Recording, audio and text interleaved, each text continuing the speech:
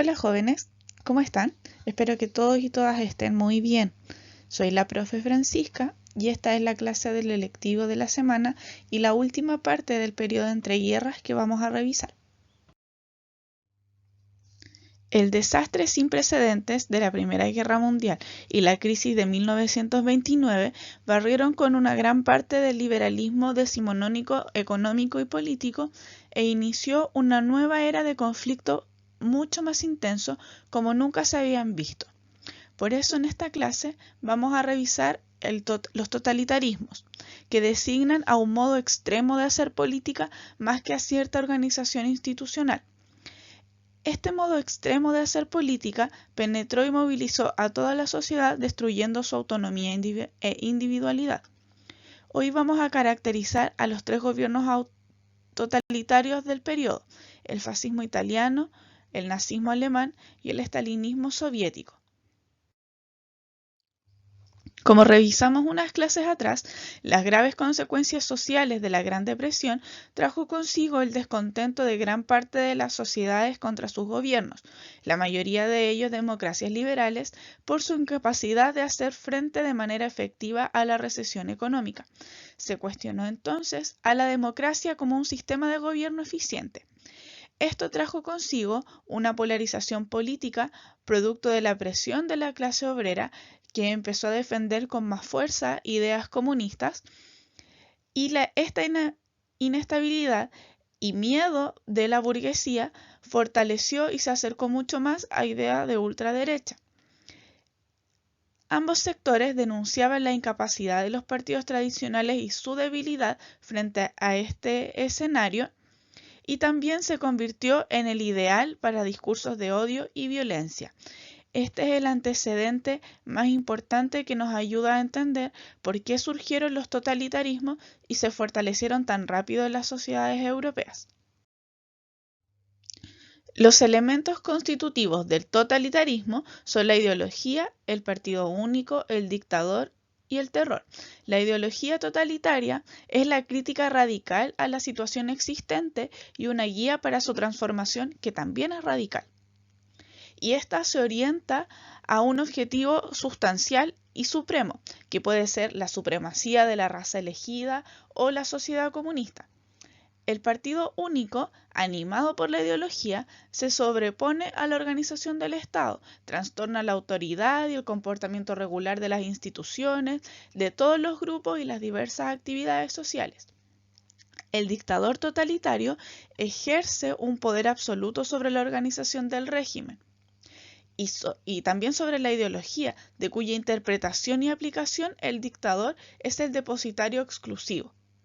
El terror totalitario inhibe toda oposición y las críticas más débiles incluso, y genera coercitivamente la adhesión y el apoyo activo de las masas al régimen y al jefe personal. Este modelo es una adaptación del concepto del totalitarismo de Norberto Bobbio. Otras características de los regímenes totalitarios, como veíamos, es la existencia de un líder único que debe ser venerado como un padre, casi como de origen divino, y también un partido único. Otra de las características es un control de la vida privada y la pública por parte del Estado, y los miembros de este Estado están en constante vigilancia. El uso de la fuerza en contra de quienes eran considerados enemigos de la nación por razones ideológicas, razones raciales, razones étnicas o nacionales, la exaltación de la violencia, lo militar y la guerra, el rechazo al extranjero y al diferente, la captación de los jóvenes como el centro de la vida y el necesario control económico y el monopolio de los medios para así difundir la propaganda. Ahora vamos a ver características generales de cada uno de ellos, pero va a ser a modo muy general. El fascismo italiano sitúa su ideal en un Estado todopoderoso, cuyos intereses deben prevalecer por encima de los intereses individuales. Para algunos, el fascismo italiano no encaja dentro de regímenes totalitarios, estas son algunas interpretaciones históricas, pues dejó ciertos flancos abiertos para la actuación, por ejemplo, de la Iglesia Católica, algo que no sucedió ni en el régimen stalinista ni en el régimen hitleriano. El que aparece en la imagen, Benito Mussolini o el Duce, era el líder del Partido Nacional Fascista e instauró una dictadura desde 1925. Se cerró el Parlamento y se prohibieron los partidos políticos durante este régimen y se impuso un fuerte culto al líder, adoctrinando en todos los espacios posibles. Otra de las cosas que caracterizan el fascismo italiano era su nacionalismo expansionista. Asumió una política de conquista de territorios con el objetivo de alcanzar las antiguas fronteras del Imperio Romano. Había muchos guiños al Imperio Romano dentro de los simbolismos que usaba el fascismo. Y económicamente el Estado intervino todas las fábricas, las industrias, los sindicatos, pues el Estado debía controlar absolutamente la economía. El caso de la Alemania nazi es a la vez parecido al régimen fascista italiano, pero tiene ciertas particularidades que lo hacen distinto. La voluntad de unificación de la comunidad nacional es idéntica, pero en el caso alemán es la raza lo que constituye el punto de encuentro, mientras que el Estado solo es el instrumento de los objetivos raciales. Ahí está la principal diferencia entre el régimen fascista y el nazi. En este caso, se enmarcó en el sentimiento de humillación que dejó el Tratado de Versalles en el pueblo alemán tras la Gran Guerra. En 1921 se creó el Partido Nacional Socialista Alemán, o el Partido Nazi, y en 1933 Hitler asume el poder tras ganar elecciones parlamentarias. Su política también es nacionalista y expansionista. Hay un gran desarrollo del belicismo y militarismo en la sociedad. Se sirve también del gran desarrollo de la revolución industrial.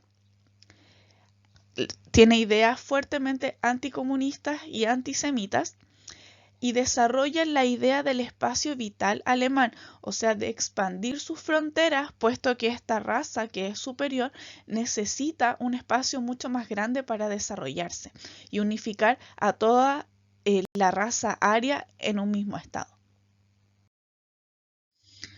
Y por último, vamos a revisar el caso del estalinismo soviético.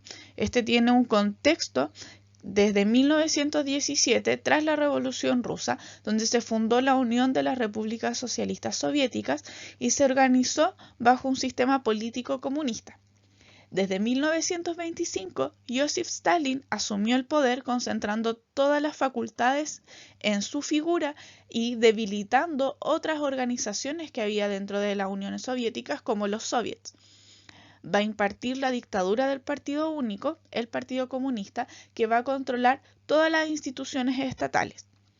La figura de Stalin es totalitaria y es el líder absoluto e incuestionable.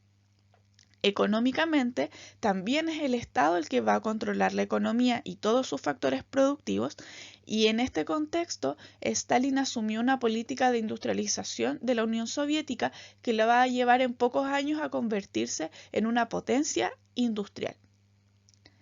Otra de las características de su régimen es la represión a la disidencia, incluso dentro del propio Partido Comunista, donde se crearon campos de trabajo forzados para los opositores de Stalin, o para aquellos que él concebía como rivales o que los podían opacar. Ahora vamos a volver a una de las características generales de los regímenes totalitarios, que es el uso de la propaganda. Esta permeaba en todos los espacios de estas sociedades, en la prensa, en las calles, y también van a tener un espacio muy fuerte en la educación. Estas imágenes y estas ideas van a estar presentes en los libros de historia, dentro de los colegios, en cada sala. Y en este caso van a consagrar la figura del líder en este culto a su persona, donde podemos ver, por ejemplo, que la iluminación es un factor común en estas tres fotografías. Hay otras características que ustedes van a tener que analizar, pero eso es un trabajo en la actividad de la semana. Otro ejemplo es simplificar a un enemigo y hacerlo común, hacerlo de fácil comprensión y que éste sea temido entonces por toda la sociedad. Aquí tenemos el caso de dos propagandas italianas y por último una propaganda alemana. Y otro de los usos de la propaganda es el desprecio a sectores específicos de la sociedad. A través de esta se defendía el racismo y la superioridad étnica, como en la primera imagen. Hablaba de una limpieza de los individuos en esta sociedad y sus principales víctimas fueron los judíos, como es la segunda imagen, pero también alemanes que tenían algún tipo de condición o enfermedad física o mental. Bueno, jóvenes, esta ha sido la clase de la semana sobre los regímenes totalitarios que se produjeron en un contexto particular de desprecio a la democracia, la crisis económica y los discursos de odio hacia quienes consideraban diferentes y un obstáculo para el avance de la sociedad. Estas ideas de desprecio y violencia fueron llevadas a su máxima expresión durante la Segunda Guerra Mundial, que comenzaremos a trabajar la semana siguiente. Ahora les voy a explicar la actividad remota. Bueno, la actividad remota de esta semana consta de dos ejercicios.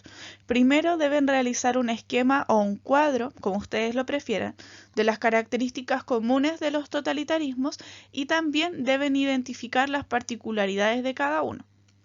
Y en el segundo ejercicio deben escoger una de las imágenes de propaganda que aparecen en las diapositivas y analizarlas, describiendo lo que se ve en la imagen, cuál es el mensaje y el objetivo que debía cumplir esta.